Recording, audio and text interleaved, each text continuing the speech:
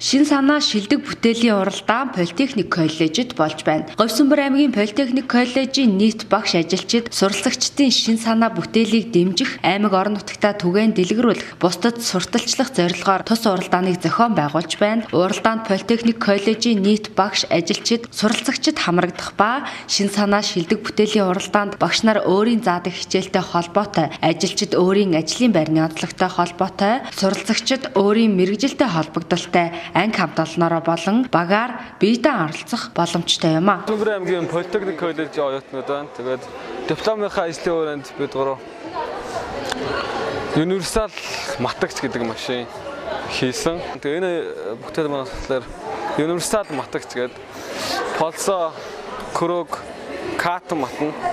Тэгээд ажиллах зарчим нь болохоор машингийн данхраадны тусламжтайгаар дээш нь өргөж матна. Одоо энэ болохоор полсо матсан байгаа байдал нь энэ. Тэгээд энэ талдаа болохоор энэ юугаар булаар квадрата матна.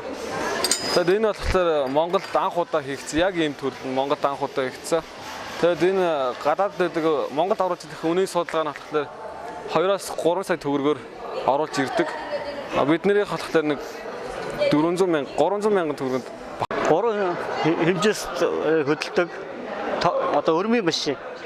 Одоо энэ програм нь хийснээс болоод 3 хөдөлгүүр нь ажиллаад 3 хөдөлгүүрийн тусламжтайгаар энэ эргэж байгаа өрмийн машин янз бүрийн автоматар тохируулсан хэлбэр дүрсэн дээр ажилладаг юм а. За одоо энэ болохоор яг энэ програмаар нь бол энэ манай электронны болон цахилгааны ангийн хүүхдүүдээр энэ доторх програмыг ашиглаж болно. Одоо манай бүхэл хичээлийн өгүүлбэрүүд одоо энэ дээр оролцсон байгаа.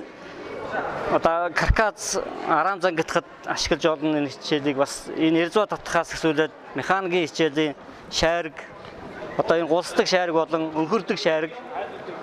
Тэгээ одоо энэ хөдөлгүүрүүдийн хоёр тишээ хөдөлгүүр нааша цаашаа хоёр тишээ эргэдэг бас хөдөлгүүрүүдийг ашиглана. Тэгээ одоо энэ цахилгааны холболтоос хамгийн гол юм нэхэр яаж тавьснаас шалтгаалаад автомат ажиллагаа нь өөр болгож хөлбөрийг өөрчилж явах боломжтой юм байна. Тэгээ энийг болохоор ер нь хүүхдүүд өөрсдөө хийгээд задлж угсраад тэгээ хичээлдээ ашиглаад авах боломжтой гэж. Энэ шатар маань болохоор Монгол шатар гэдэг нэртэй. За оюутан залуусын сэтгэхгүй оюун ухааныг хөгжүүлэх зорилготойгоор багш нар болоод оюутнууд хамтран бүтээсэн бүтээл байгаамаа. За энэ маань болохоор бид нар хаягдл хөнгөн цагаан хайдуулах цууханд хайдуулаад гулдмаа олгож гаргаад тэрийг зороод за тэгээд энэ шатрынхаа бүх хөлгүүдийг ингээд зорсон байгаамаа.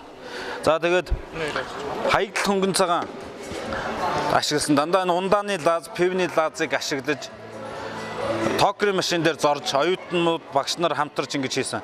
За энэ хөлөгний маань ерөнхийдөө давтсан бол ерөнхийдөө арьс байгаа цэвэр арьс. За тэгээд энэ болохоор хөнгөн цагаан хайлуулсан цутгасан хөнгөн цагаан маань энэ хөнгөн цагаан хэвээрээ байж байна. За энэ нэг болохоор хөнгөн цагаан хардлын нь болохоор будцсан байгаа боронзон өнгөөр. За энэ болохоор будаагүйгээр шууд харагдахаар. За тэгээд урдаа сургуулийнхаа логог хийсэн.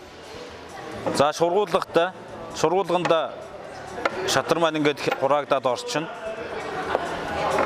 За тэгээд сургуулийн лого бүхий оюутан залуучуудын оюун ухааныг тэлэх, сэтгэхүй хөгжүүлэх зорилгоор хийсэн шилдэг бүтээлүүдийн нэг байна. За энэ шатрыг хийхэд шугам зургийн багш Пөрөв, токрын багш Эрхэнбаяр, Борхуу, токрын багш Борхуу, гагнуурын багш Эрхэнбаяр гэсэн багш нар оюутнуудтайгаа хамтарч бүтээсэн бүтээл байна. За энэ мод нь болохоор говийн улаан сухаа гэдэг мод. Зөвхөн говь талаар ургадаг. Тэгээ улаан намд орсон мод байгаа. Манай сургууль нь 2010 оноос ахуулж нэг тарьж эхэлсэн байгаа. Энэ болохоор Канадаас үржүүлж байгаа зүйлэг. Энэ зүйлийг болохоор зөвхөн эвхмэл болгож хийсэн байгаа. Энийг хуйлж аваад гэртээ тавиад буцаад хуйлж аваад авч явсан ч болдог. Тийм зориулттай байгаа. Бүтээлүүдэд бит хэлбэрээр удаан хугацаанд ашиглаж болох үйц өнгө үзэмж сайтай гарын доорх материал ашиглаж болохоор сургуульд давтагдаагүй шин санаа гаргасан зэрэг шаардлагуудыг хангасан бүтээлүүдийг шалгаруулж урамшуулах юм байна.